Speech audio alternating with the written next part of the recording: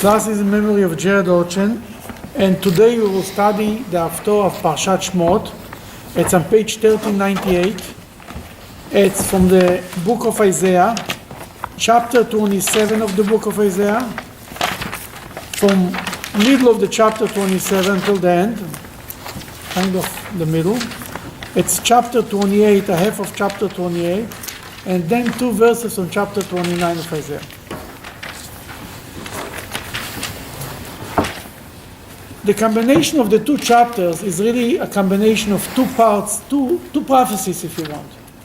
The first one is more comforting, optimistic, speaking about the future, the coming of Moshiach. What does this mean, comforting? When a nation is in exile, what happens when people are in exile? They lose hope. That's the worst thing. Jews were in Russia under communism. They lost hope. They didn't find that there is a reason to hope for something. Another year goes, 10 years, 20 years, 30 years, 4 years. It's not going nowhere. Strong and until a day before the falling of communism, nobody would ever believe that this communism will ever collapse. That was a total miracle. One of the greatest miracles of the 20th century, a messianic miracle, is the fall of communism. Nobody would, and without one bullet, just collapsed. My mother tells me when they used to sit in Russia and wish each other they should, Russia was one big jail, you couldn't live. Nobody was allowed to live. They used to wish themselves, may Moshiach will come and we will leave Russia. What's the Moshiach will come? The prophet Isaiah is in this, he comes to the concept, Bayom Ha'u, at that day. What is that day will be? The day of Messianic redemption. The day of Messianic redemption. There is Balaylo Ahu, that night, and there is Bayom Ha'u. Balaylo Ahu, usually night represents exile. That night. Which night represents exile? Even the night that they came out from Egypt, it's still a night. The night that when the king couldn't sleep, in the story of Mordechai and Esther, story of the Megillah, the king Achashverosh couldn't sleep. Balaylo Ahu nadada shnat hamelech, he couldn't sleep this night. And there is Bayom Ha'u. We sing every time when we finish the Oleinu, we sing Bayom Ha'u, Bayom Ha'u. At that day, what's going to be that day? Yeh Hashem Echad, God will be one. Ushmo Echad, and His name will be one. That means to say that the name of God will be, the whole world will recognize the name of God. That's what it's all about. That the prophet Isaiah in this Haftorah and in others gives the Jews a reason to have hope. It's going to be a day. Then the Jews will be gathered. And will be the great day will be. That He gave them something to look forward, something to hope for. Don't lose hope. The worst situation of a person who is in an exile or is a person who gets lost, when he gives up and looking for the search for the way back. This is it. The Maggid of Mezrich, once there is a parable from him, he said about God. He said, as long as the Jewish people search for God, there is hope. The day they give up on searching, that he said it's like a child who is looking for his father. He looks Sunday, he looks Monday, he looks Tuesday, he looks Wednesday, looking for him, constantly looking for him. The day he stops looking for him, this is the day. That's the worst thing. When the Jewish people are giving up on looking for God, giving up on the hope that one day they'll go out from exile, that's the worst. That the chapter 27 from this Haftorah, the first chapter, is more concentrating on the hope of one day we'll come out from exile, and what is the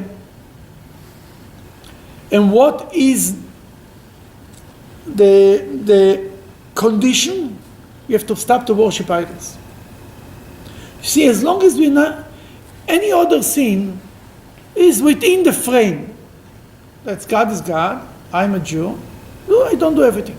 I do the wrong thing. I'm bad, but I'm still a bad boy.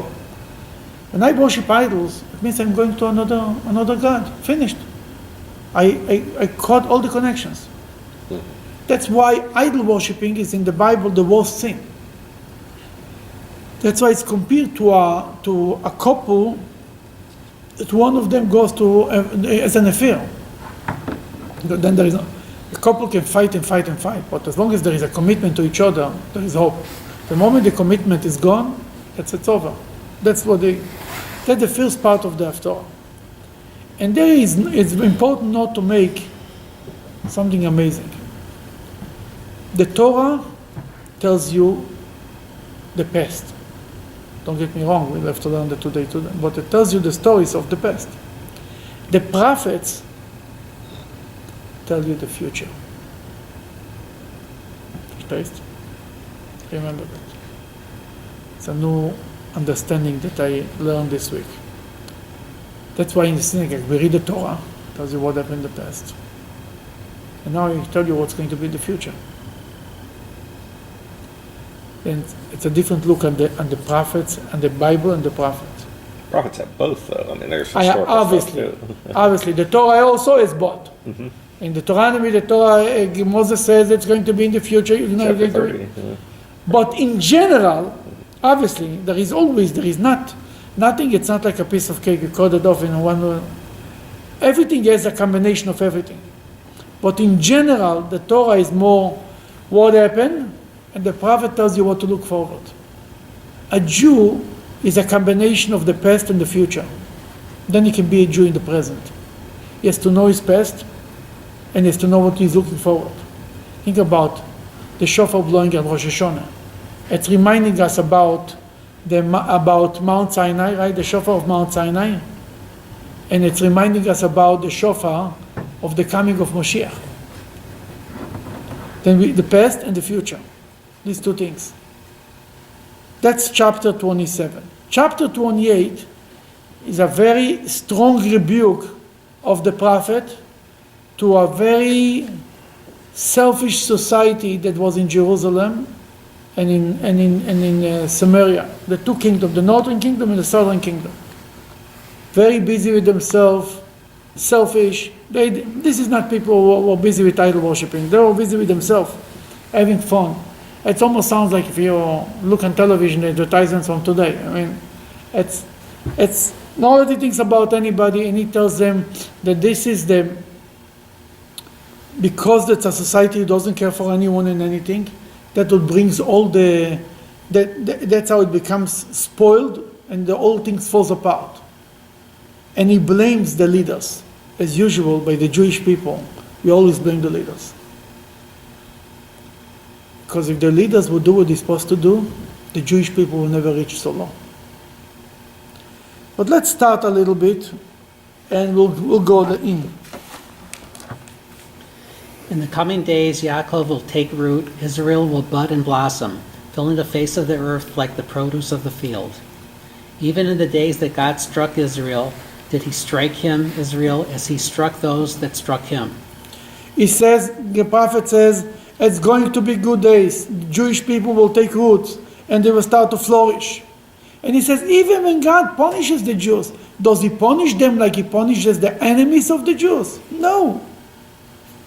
Go ahead. What's the answer? Did he slay him as he slew those that slew him, as he struck and slew the Egyptians? That he did to the Jews what he later did to the Egyptians. The Egyptians, he put them he drowned them in the sea that was over. There was nothing left. That he ever did it to the Jews? No. Only according to their measure of sin did he bring retribution and contend against their fields and gardens, but not take the lives of her inhabitants. Basically, he punished them, but it was the minimum. What the minimum what they deserve, what he can punish them. But they were, so to speak, they were more punished financially, but not their lives. It's interesting, it's written when a person is punished financially, we tell them, maybe you did something wrong. But when he punish life, when he's losing lives, then we don't tell him that, because that has nothing to do with the punishment. The Rebbe once spoke about it. Then in the Talmud, when somebody had a big financial loss, they told them you have to do tshuva, you have to repent, maybe you did something wrong. But when somebody has a tragedy, we don't tell them maybe you did something wrong, because that's from God, that's above, that has nothing to do with punishment. That's something bigger than that. It's a part of the bigger destiny. And that's what he says here. The Jews were not punished only with the minimum, but not taking lives away, so to speak. He removed the fruit with a rough wind on the day that the strong east wind blows mightily. Okay, let's continue. Want to continue? Number 9. Because my mercy is upon them, it will be easy for them to atone for their sins. Only by this small thing shall Yaakov's sin be atoned. This will be his fruit benefit of removing his sin. When he makes all the stones of the altar as chalk stones crushed to pieces, the idol trees and the sun images shall rise no more. Then if he destroys all the idols, then he will not be punished. Then all his sins will be atoned for him. As long as he destroys the idols. No more idols. That's what the prophet is telling them. Is that why Hezekiah and Josiah and other kings were big idol destroyers? That's what they're all, because, and you need to understand, in the time of the Bible, they were religious Jews worshipping idols. Strange thing. Putting on film, keeping Shabbos, worshipping idols. The worshipping idols was they worship God and idols. What is Elijah tells the Jews? For how long you're going to dance on the 2 weddings? If the Baal is true, go after the Baal. If God is true, go after God. Why you jumping in? They gave a check to the synagogue and a check to the Baal. But wasn't there, Rabbi, in the time of the temple, wasn't there a sort of a built-in proclivity of man to worship idols? That's a problem. And then they took it away. When we lost prophecy, we lost the idols. You're right. What I mean to say, it was an unbelievable strong Drive. Drive, exactly, to worship idols. Like today, it's family purity, relations with being committed to your own marriage. It's such a strong drive to do all the wrong things. Much more like this, it was in that time to worship idols. For today's people of today cannot even understand what was the craziness. You know, in last week's Parsha, with regard to Leah and Rachel. Yeah, Rachel is trying to steal the idols from your father. Right, but Leah accepted Hashem. Leah, when she had the 4 sons, each one, she's talked about, maybe he loves me now, and thank God. Yeah. Rachel did not speak about, she says, may Hashem give me another son. Rachel did? Rachel said, Yosef, on the word leosif, to add, may Hashem give me an additional son. That was the name Yosef. Okay. But you're right, it's more clear by Rachel, by Leah. She says, especially by the 4th son, she thanked God. Right. Apam odet Hashem. This time I will thank God, and she called him Yehuda from the word of from the word of thanking. Right. Admitting, yes. She just thanked God, and she didn't say anything about Yaakov. The first three she said, one. By the 4th one. Because she gave up on him already, on his love, that she would get his love. It's interesting, Leah loved Jacob. Jacob loved Rachel. Did Rachel love Jacob? It's not written anywhere. Yeah, we don't know. Rachel wanted to have children from Jacob. Did she love Jacob? It's written that Jacob loved Rachel. It's written that Leah wanted Jacob. But it's not clear that Rachel loved Jacob. But there's some midrashim that says Rachel knew that Leah would be a better husband for Jacob, a better wife for Jacob. Listen, it takes a lot to do what Leah did, what Rachel did. Okay, let's continue. Number 10, are we? Where are we? 10, yeah. Okay, Mr. Cohen. On the right-hand side of the page. Number 10. Number 10. Then the great city will be lonely. Its dwelling place will be empty from its inhabitants, forlorn like the desert. In its place a calf will graze, and it will rest and consume the tree branches that grow there. It means to say everything will be lonely because the God will take, so to speak, revenge for the idol worshipping, but he will not destroy everything. It will still be a place that they can walk around if you want. It's all a metaphorical prophecy on what's going to happen to the Jews. Number 11, continue. Okay, when their Edom's measure of sin has reached its limit, they will have their downfall.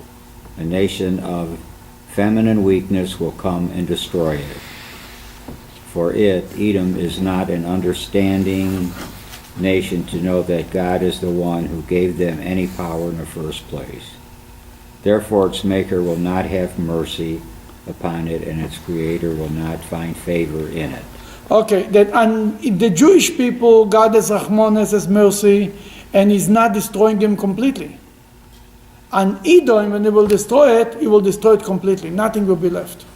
Why does Esau do, not too bad in the Torah, but by the time you get to the Haftorah, I mean, certainly in Ovadia here and some other places, Edom is doing pretty bad. Right. Because it's a difference between Esau and Edom. Mm-hmm. Esau is a person, Edom is a nation. Mm-hmm. The person, Esau, was not so bad. But what it came out of it was Edom, and Edom was bad. But God did give Esau the blessing that he would create a great nation too. You're right. But if they chose to be bad, then eventually, even Esau, so to speak, will join the Jewish people. The Edom that is going to be destroyed in general is the Edom that doesn't want to accept God. An Edomite, an Amalekite who wants to accept God, you're more than welcome. Mm-hmm. See, even Amalek, it's written about, Amalek is really Edom. If you think about it, Amalek is the grandson of Esau, right? It's written in Torah, you have to destroy the Amalekites, right? Then comes the Talmud and said, the grandchildren of Haman learn Torah in Bnei Brak. Who is Haman? Are descendants of whom? Of Amalek, right? And now that they learn Torah in Bnei Brak, he was supposed to be destroyed and killed. Obviously, they are not. As long as they join the belief of God, they're okay. It's only if they don't. The same thing is here. All the bad predictions are not for anybody. They're only if you don't live up if you don't accept the belief of God. If you continue to worship idols. Then it's not like the doom and gloom that the whole world is going to be destroyed. Only if the person or the nation or the family is not accepting God. Only the bad parts. Exactly. God doesn't want to destroy the world. It's not going to be the whole world going to be destroyed and desolated. Absolutely not. Rabbi, what's meant by when their measure of sin has reached its limit, they will have their downfall? A nation of feminine or weakness or feminine will come and destroy it. It means to say even a very weak thing can destroy them. They will be so weak that even a feminine power can destroy them. It means to say they'll be gone like this. The time will come that we wiped out. They think they're so strong. As I brought the example of Russia, they collapsed from inside. Without one bullet.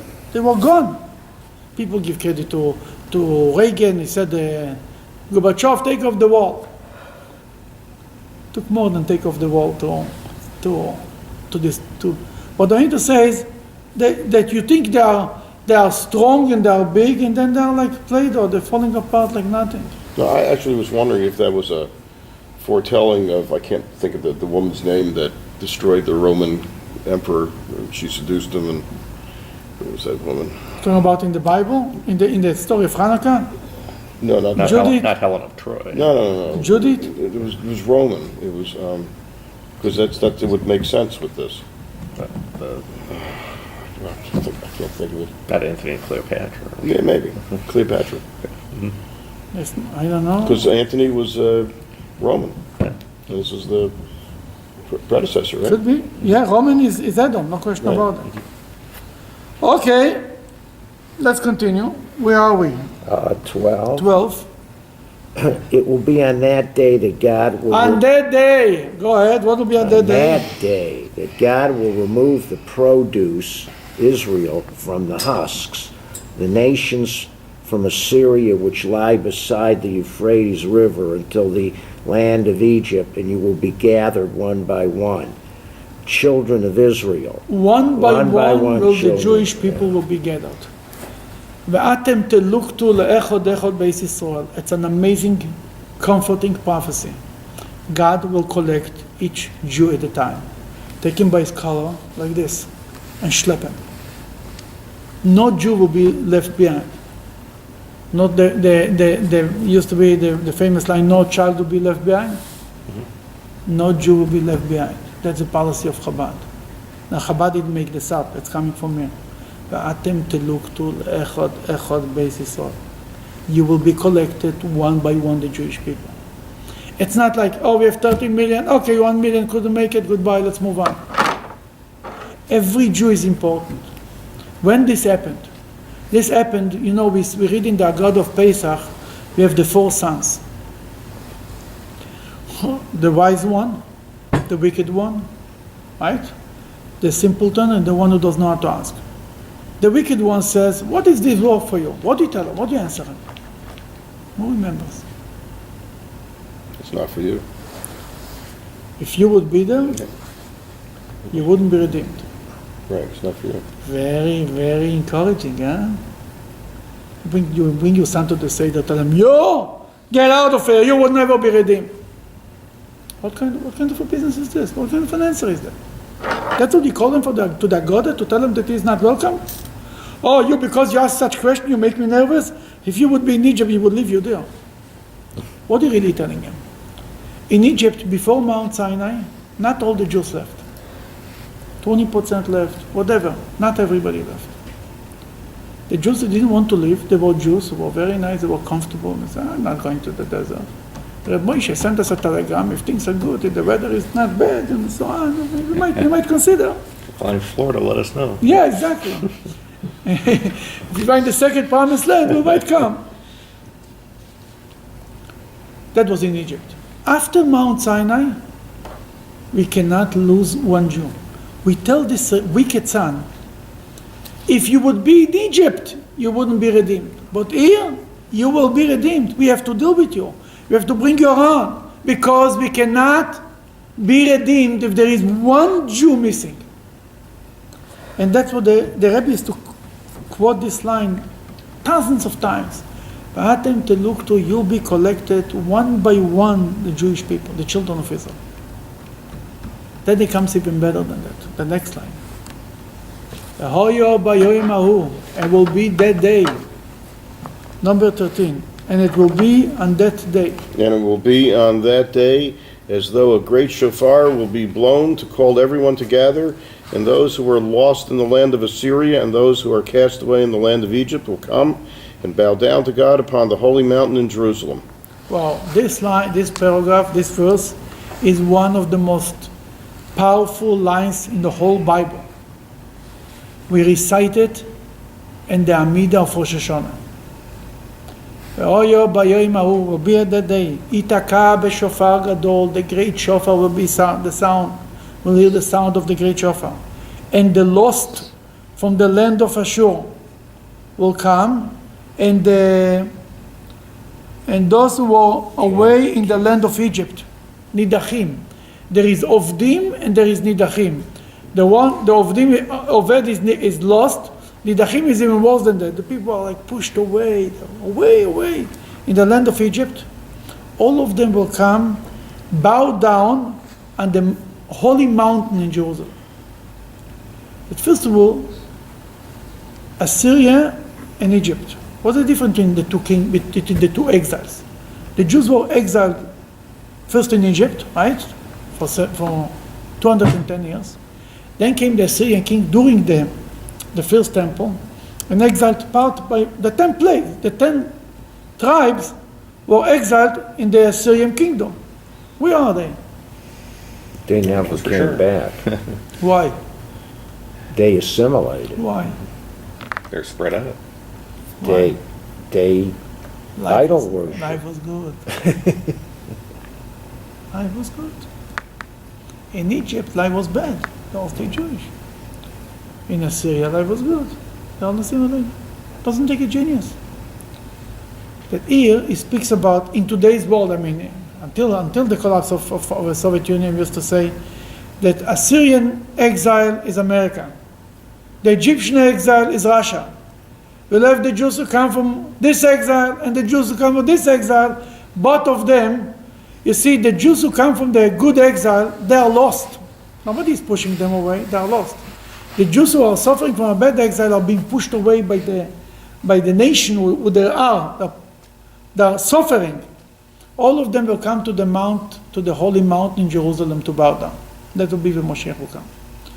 But he speaks about the great shofar. Who is going to blow the great shofar? It's not written. The great shofar, Elijah. could be Elijah, could be God. The sound of the great shofar. When the Jewish people were woken up at Mount Sinai for the sound of the great shofar, who blew the shofar? Yeah, it must have been God. Must have been God, not me, not you. Obviously, it was God. It was another shofar. It's written by the end. Moses, God warned them that when they can go back on the Mount Sinai, when the shofar will be sound, and then they know that the Mount Sinai is not holy anymore, they can go back. That was a sound of the shofar that probably Moses was blowing. Then we have the two shofars. We have a shofar of God and a shofar of Moses.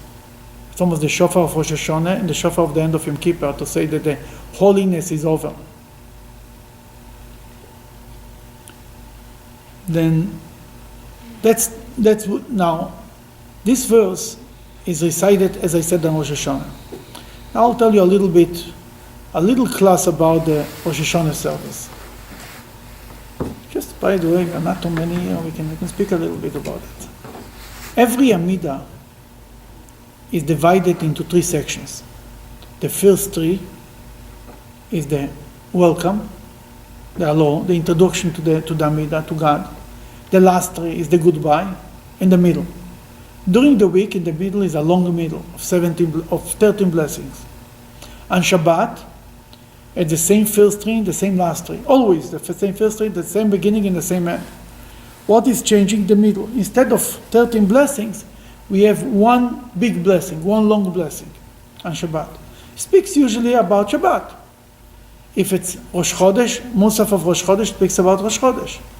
If it's Shavuot, speaks about Shavuot. Sukkot, one blessing.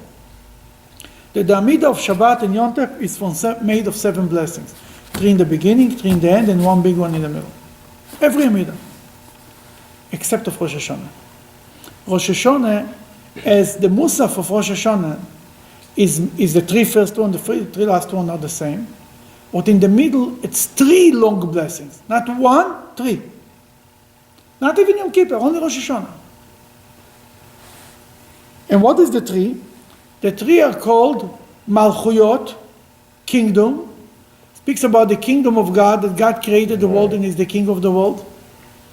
Zichronot. Very good. Zichronot, you're asking for God. Shofarot. And Shofarot. Zichronot means ask God to remember us. Right. And Shofarot is speaking about the blowing of the shofar. Now, every one of them, of these 3 blessings, has quotes from the Bible. That Malchuyot has 10 verses from the Bible. 10 verses that speaks the quote from the Bible where God is mentioned as the king, as the king of the world. And it goes like this: they quote 3 verses from the 5 books of Moses, 3 verses from the book of Psalms, from scriptures, if you want, and 3 verses from the prophet. And then the last one is again from the Bible. 3, and 1. Tanakh, right? Torah, Nevi'im, Ketuvim. The Torah, the Bible, the 5 books of Moses, the prophets, and the scriptures. The order there goes like this: the Bible, the scriptures, and the prophet. 3, 3, and 3. It's true about Malchuyot, it's true about Zichronot, it's true about Shofarot. The 3 blessings have the same thing. Every one of them has 3. For example, Zichronot is 10 verses from the Bible that speaks about God remembering. It is God remembered I think Noah, when before he took him out from the ark. That's one mention of remembrance, and so on and on. 3 from the 5 books of Moses, 3 from the book of Psalms, from the scriptures, and 3 from the prophet, and 1 again from the Bible.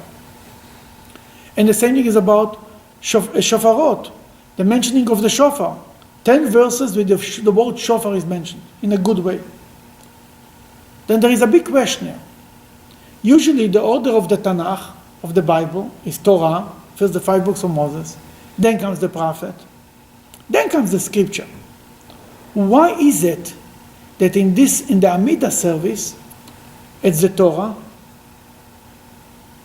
the scriptures, then the prophet? What do you think? Prophets are talking about the future and the messianic redemption. That's what I told you in the beginning. The Torah is the past. The scripture, the book of Psalms, speaks more about the present. How much we suffer, we want God to help us today, how are we living? And the prophet tells us about the future.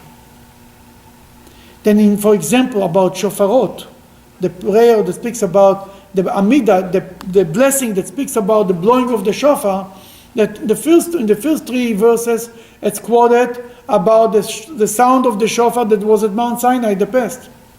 Then the middle speaks about our present, verses from the shofar about verses from the scriptures that we should blow the shofar while today.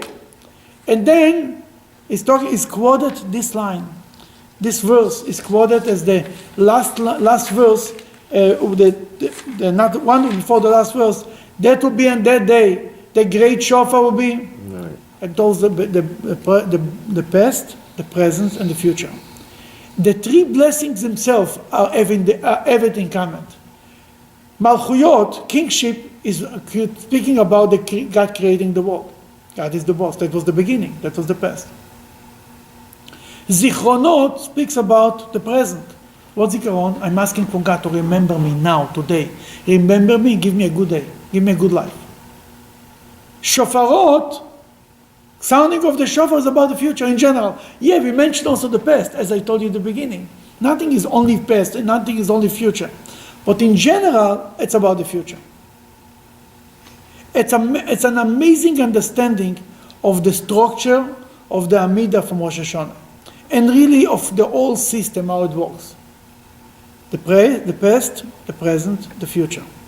In essence, we can say it about the regular Amidah. The Amidah of every day of the week, during the week. The first 3 speak about Baruch Atah Hashem, God, the God of our father, Abraham, Isaac, and Jacob, the God who promised us the resurrection of the dead. It's more the past. The end speaks about you should return back to Zion, right? And bring peace among Jews, about the future. Right? And the middle is what about? Give me a good life, bless our land, give us rain, cure us, we are sick, our stomach is hurting me, my back is hurting me. Present. That the past, the present, and the future.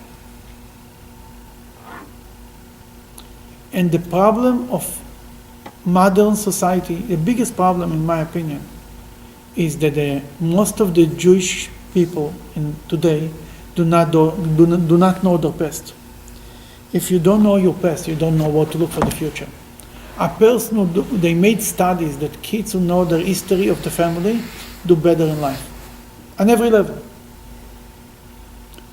You ask a regular American Jew what he knows is the history of the Jewish people, the Holocaust. Anything before it is Adam and Eve. Between Adam and Eve and the Holocaust, there is nothing in between. It's a tragedy because when you don't know your past, you don't know what to expect in the present, first of all, and you don't know the future, what the future brings to you. A person who grew up with a sense of history, he smells evil from a mile away. He senses it. No, this comment I don't like it. This kind of behavior is not good for us. Because he knows what happened, he knows how every bad thing started, only with one little comment, only with one little thing. And really, we live everything. We live in the present, but we have in our mind our past, and we are directing our action towards the future. When a person has to make a decision about which education to give his child, he shouldn't ask himself if it's easy for me today. He should make a decision. In 20 years, where I want to see my son. I was in a wedding not long ago, and I said by the chuppah, I said, this family, I said, every day of their life, they aimed for this day, for the day of the chuppah, that the children should get married in a Jewish way, a traditional way, that they raised the kids, they made decisions according to this. And that's, you have to live in the present, but aim for a future. Where are you going? And in the story of the shofar and the blowing of the shofar has everything. You have the past, the blowing of the shofar reminds us about Mount Sinai, and reminds us about the coming of Mashiach. When the Jew stands in Solomon High and holding a shofar in his mouth and blowing the shofar, or he listens to the shofar, he's not a lost soul, he doesn't know where he's going, where he's coming. I know from where I'm coming, and I know where I'm going. Right. Because The path is very clear.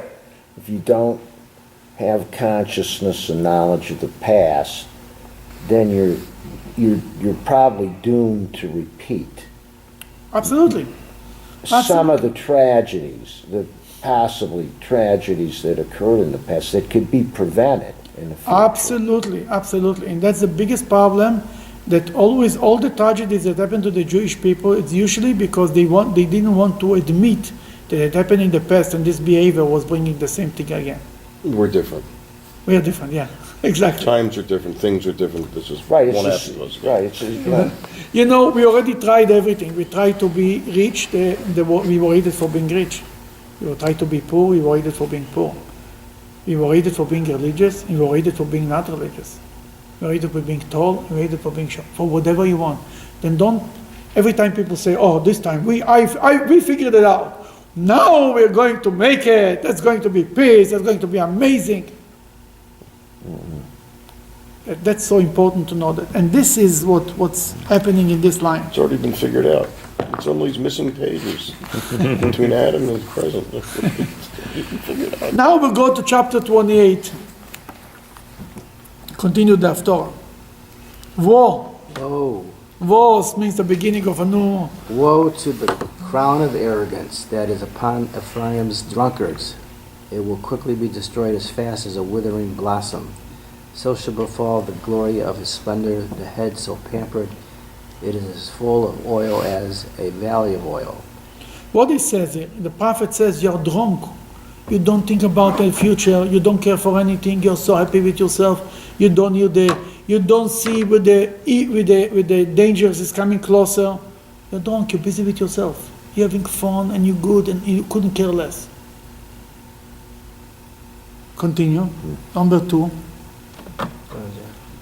Behold, God's wind is strong and powerful, as the hail that breaks the trees, like the devastating storm which causes destruction, as the speedy flow of mighty water shall the mighty wind hurl their crown of arrogance and throw it upon the ground with a mighty hand. Continue. By the feet of the enemy shall be the smother, the crown of arrogance of the drunkards of Ephraim. Who is Ephraim? Ephraim is the southern kingdom. Northern. The northern kingdom, Yeah, I'm sorry.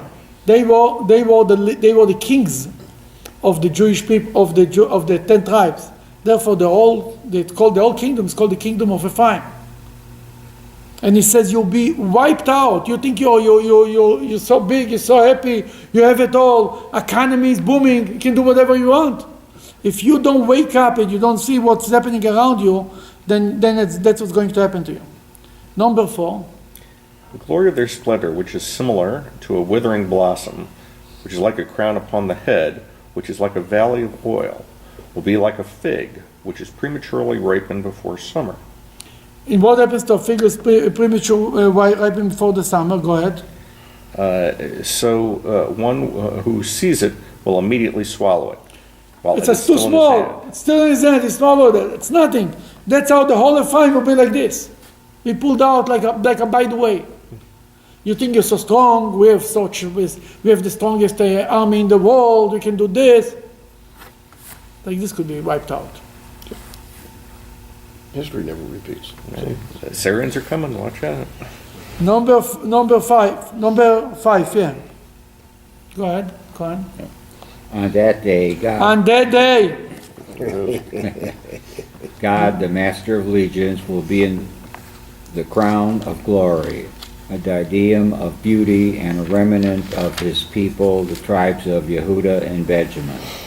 He will be a spirit, inspiration of justice to Hezekiah, who presides upon the seat of judgment, and for strength to those of Yehuda who will go to war. now he says at that day, what will be left? If Ephraim will be destroyed, what will be left? The kingdom of Judah. They will be left. They will be the crown. God will be a crown to the remnants of his people. That's the kingdom of Judah. But he right away, the prophet Isaiah, right away turns to the kingdom of Judah, and he gives them the same reprimand. He doesn't leave any mercy there. Go ahead, number 6. Quick question before we get there. 7. He's talking about Hezekiah here. Now he's talking about the future, in that day, right? Now is he by necessity saying that Hezekiah will be the Messiah then? See, Hezekiah is in parentheses, if I remember. Yeah, it's a Right. Rashi. Yeah. It's not in the text. He speaks about the future, but if Hezekiah would do would make a complete job, he would be the Mashiach. That's what the Talmud says. Yeah, I mean, there's the one viewpoint that Hezekiah will be the future Messiah, or Yeah, Hezekiah, and another viewpoint that Hezekiah could have been the Messiah but blew it. Was he the grandfather of Josiah? Yes, because Hezekiah, Manasseh, Josiah. Right? Yeah. But in his time, it was an amazing situation. The spirituality in the Jewish people was in the highest level it could be, and the miracles that God gave to the Jewish people were almost like the Exodus from Egypt. He was pretty much second to David. Yeah, but he had a very little kingdom. At that point, it was the whole kingdom was like a sukkah. You know what I mean? There was nothing left all around. Jerusalem. Yeah. I mean, Kemeluna Bekerem, the way Isaiah actually describes it, or Jeremiah, it says like a hat who protects by the entrance of a big field. There is the guard sits in a little hut. A guard post. The guard post. Guardhouse. That's how the prophet describes Jerusalem. Assyrian came and took everything around and left Jerusalem. No, a schwache Glick. I mean, was nothing to write home about. They didn't think it was worth anything. No, they didn't destroy it because God made a huge miracle. They came to Jerusalem on the night of Pesach, and the night before Pesach, the day before Pesach, and he came with 70,000 soldiers, 72 or 75, whatever. More like 185, I think.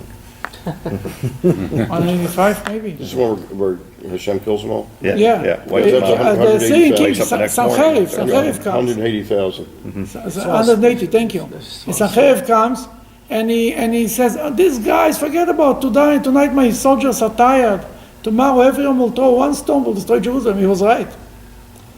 Rav Shoke, his head of the army, who was a Jew, told them, don't wait, because this is the night that was the night of Pesach. This is a night of miracles to the Jewish people. He laughed at them. That night, they all died, and the rest ran away, and that was over. The war was over. Then God made the miracles that were unbelievable to Chizkiah. Chizkiah said to God, God, I'm sick, I'm laying in the bed, and you make miracles. And God listened. There had to be more soldiers than Pharaoh had, right? That drowned in the Red Sea. Yeah.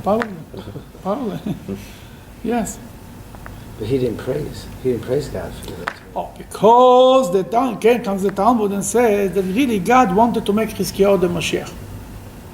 Why wasn't no Mashiach? Because they didn't thank God, didn't praise God. Unbelievable. That means to say how much we have to be careful to praise God for miracles. When we see a miracle happen in front of the eyes, we have to say, we have to speak about it. Not just to say, Recognize it and praise God for it. So if we've got this viewpoint that Hezekiah blew it, that he didn't become the Messiah back then, why do you think there's such a strong tendency, or at least in certain groups, to say Hezekiah will be the Messiah in the future? Here he doesn't refer that Hezekiah will be in the future. He speaks about the present, of the time of Isaiah. Then Hezekiah was the man who was in charge of the judgment and justice and so on.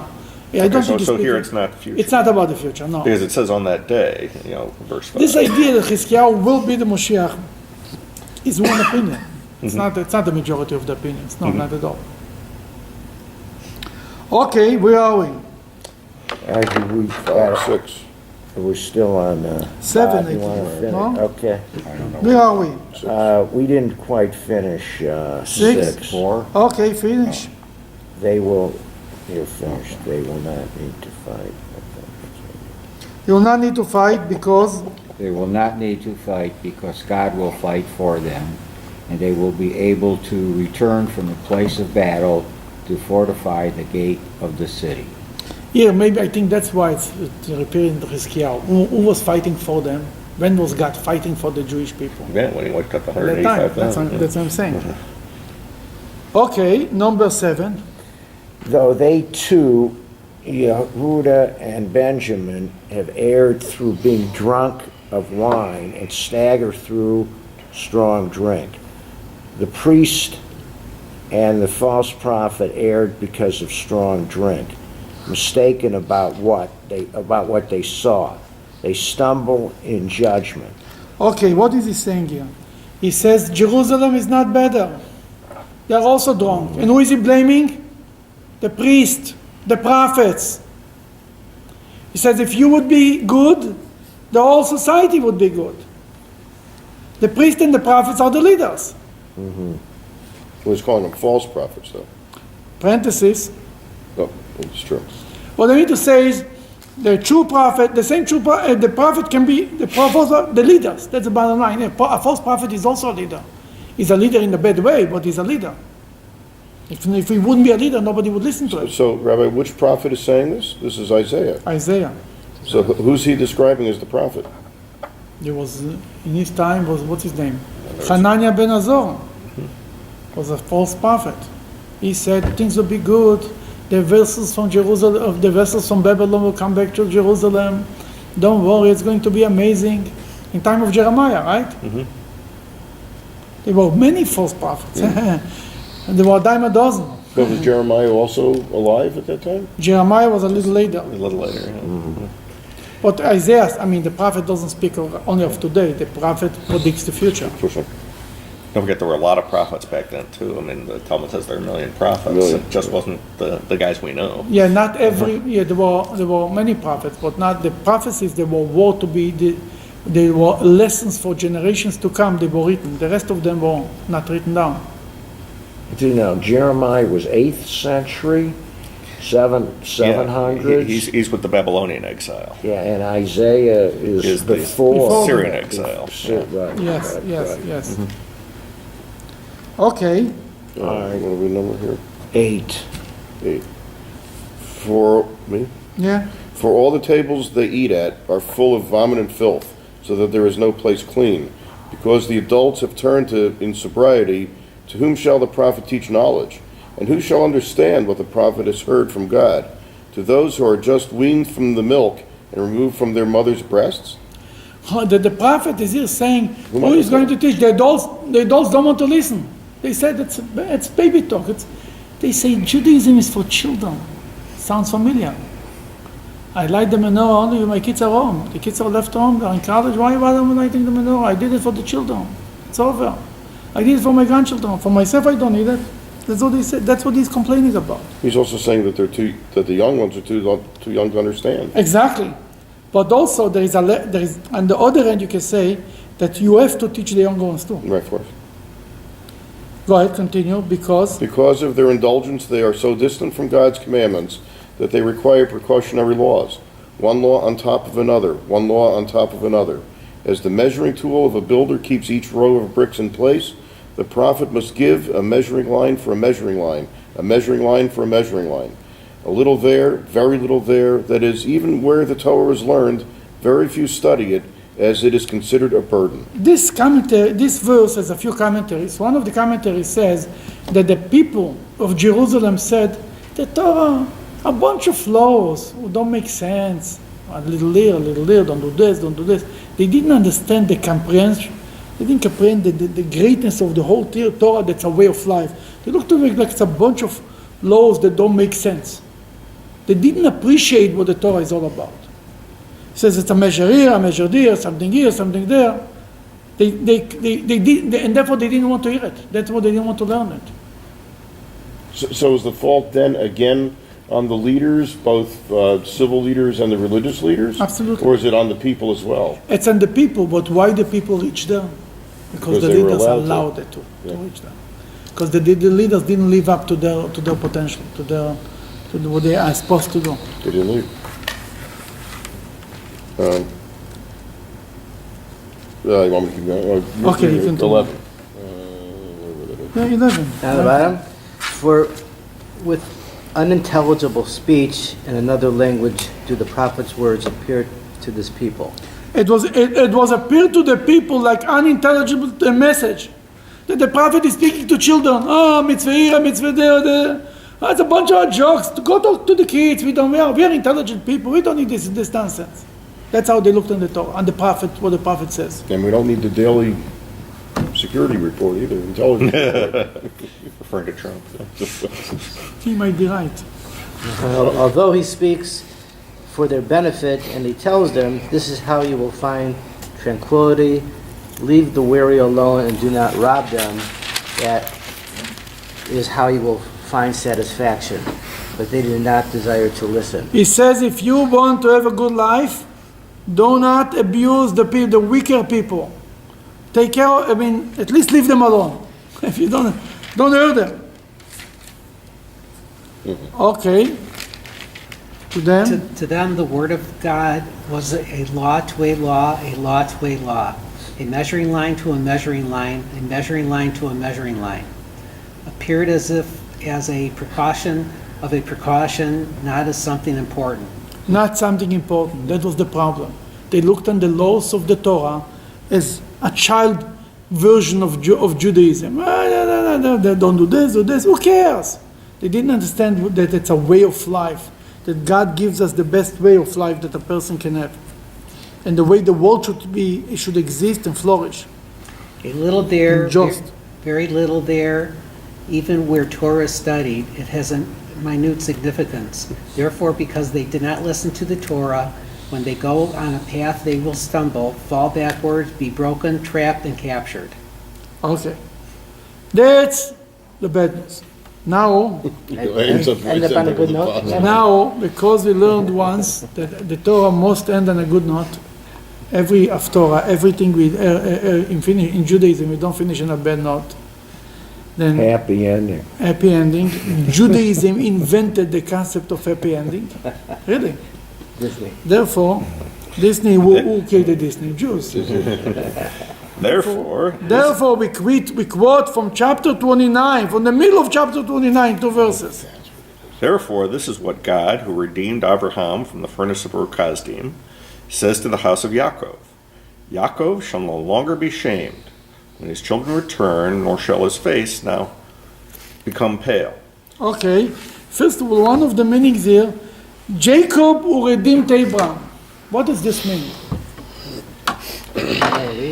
Has to Jacob. do with the Kabbalah, right? The Chesed, the Gevurah. Before we go to Chesed. On a simple level, if Jacob would not raise a family of Jews, Abraham's legacy would be gone. You see, Abraham made converts and people who believed in God. They disappeared. They're gone. Where are they?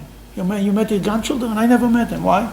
I think, my opinion, that's my personal opinion, the moment they heard about you have to take the coat. They disappeared. As long as it was a philosophy, yeah, sure, we all, yeah, very nice. As long as we eat cholent, that's a very nice religion.